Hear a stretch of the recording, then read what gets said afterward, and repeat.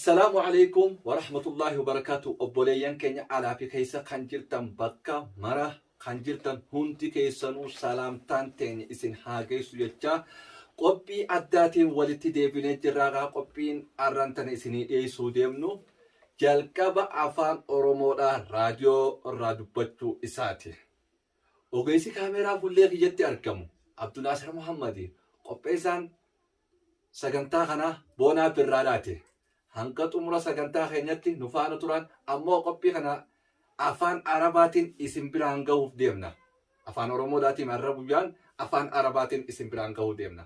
Nu faana turan afeerraa keenya. هذه برنامج التاريخي بلغة الأورومو أول تكلمت داخل الراديو القرن الماضي الستينات.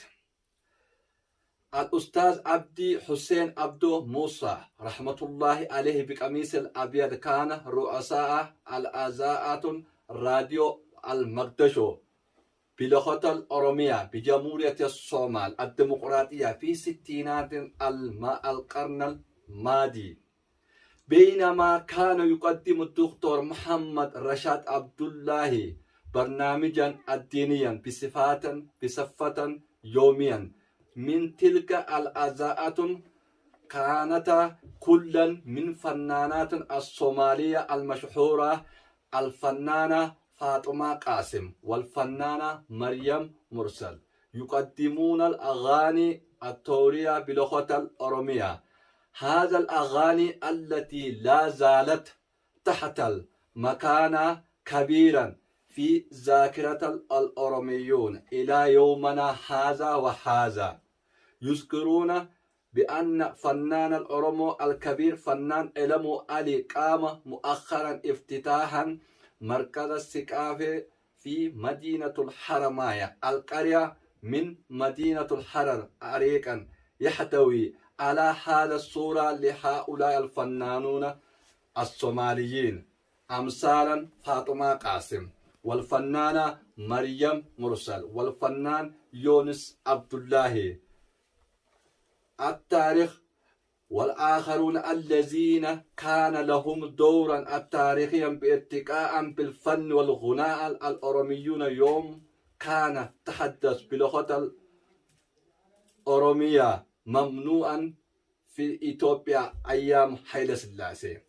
كما قام الفنان إلمو علي بعد وصله إلى بلاده استقبالا الحار من دعمة وزارة الثقافة الأورومية الإقليم الأورومية.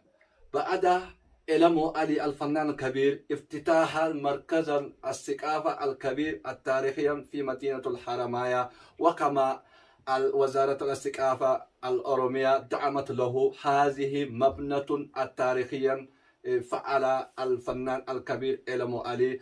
المشاهدين الكرام الذي قدمنا لكم هذه التاريخ المهمة الذي أول تكلمت لغة الأورومو بالقناة الراديو في جمهورية الصومال الديمقراطية مدينة المقدشو عاصمة الصومال.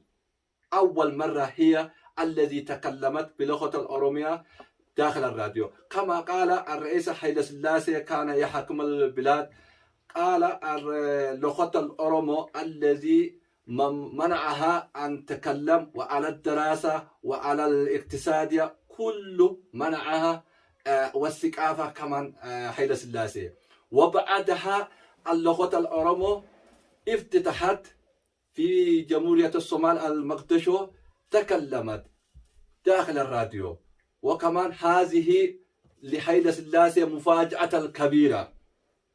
نحن الأوروميون اليوم نذكر هذا التاريخ لأولادنا اللي يجي بعدنا نطرح له هذه التاريخ الملف التاريخية.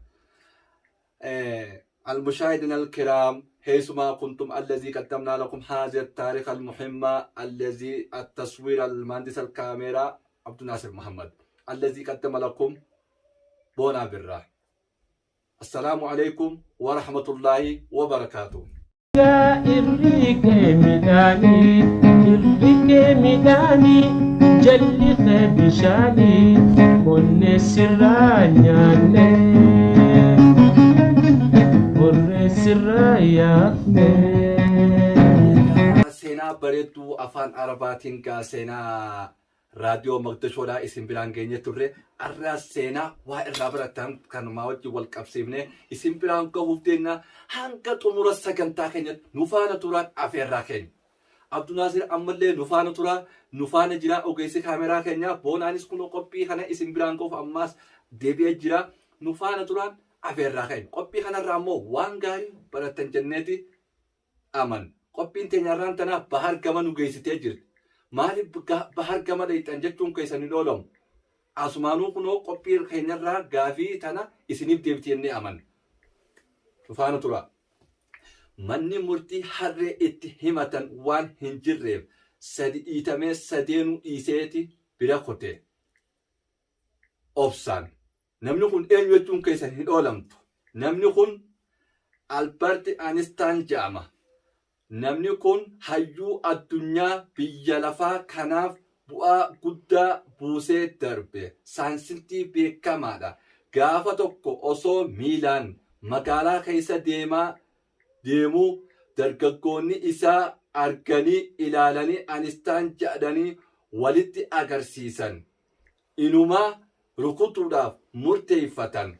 Akkuma waliigalan inni tokko fiigee dhaqqabee duubaan dhiite. Einstein ilaaleetuma dhiisee callisee bira darbe. Deemee xiqqoo yeroo inni achi deemu gurbaan kun ammaas fiigee dhaqqabee dhiite. Einstein laaleetuma callisee imala isaa itti fufe. Dhiitichi isaa kun sadaffaadha. Callisee imala isaa itti fufe. Eega xiqqoo achi fagaate boodaas sadaffaa irratti gurbummaan kun ammaas fiigee dhaqqabee sadaffaa dhiite. Yeroo kanaas Einstein laaleetuma callisee imala isaa itti fufe. Namoonni baay'een garuu gocha kana gariin rifatan. Maaliif ofirraa hin dhoorku yookaan maaliif seeratti hin himatu jedhan. Einstein jedheen inni deebiseef ani namtichi kana ofirraa dhoorkuuf yeroo isaa hin qabu ofirraa hin dhoorka jedhee yeroo wal'aansoo waliin qabe bikkaan itti deemaa jiru yeroo korratti hin gahu. Seeratti himachuudhaaf ammoo manni murtii harree itti himatan hin jiru jechuudhaan Einstein gaafii ummata kanaa deebisee jechuudha. Daawwattoota hordoftoota keenya seenaa Einstein irraa ummanni keenya maal baratee inni yoo gaafanne sii karoorfatee sagantaa bareedduu takka qabatee deemu tasaatti gochi akka Einstein irratti raawwatame kun yoo sirra raawwate obsaan yoo bira kutte sagantaan tee bareedduun ati qopheeffattee yaadaan hamileen dhaqattee karoorfattee deemtu sun si duraan baddu jechuudha. Yoo namticha gatii hin qabne kanaan gatii kee balleessitee wajjin sharaftee hoo sa'aan teetiif yeroon keessuun sirraa badaa jechuudha. Daawwattoota hordoftoota keenya Albert Einstein hayyuu beekamaa addunyaa kanarraa dhaloonni keenya maal barate jenne seenaa bareedduu fi kana barataa jechuudha. Obsa qabaachuu murannoo qabaachuu kana barataa jechuudha. Namni murannoo yoo qabaate murannoo isaa san odoo guyyaa tokko hin balleessin odoo sa'aa takkallee hin balleessine galma gahuu ni danda'a jechuudhaan Einstein irraa ummanni keenya barachuu qaba jechuudha. Akkasuma guyyaan har'aan tana guyyaa dhaloota Einstein waan ta'eef seenaa Einstein gabaabduu tanarraa ummata keenyaaf afaan Oromootti jijjiirree isin biraan keenya jechuudha. Daawwattoota hordoftoota keenya obsa akka Albert Einstein kana rabbi nu haa kennu jechaa qophii isiniif dhiyeessine kana dhaloonni keenya keessaafuu har'a jiru xiqqaa fi guddaan seenaa kana irraa waan gaarii barata jennee waan amannu isin biraan keenya. Ogeessi kaameraa kiyya fuullee kiyyatti argamu Abdunaasir Muhammad qopheessaan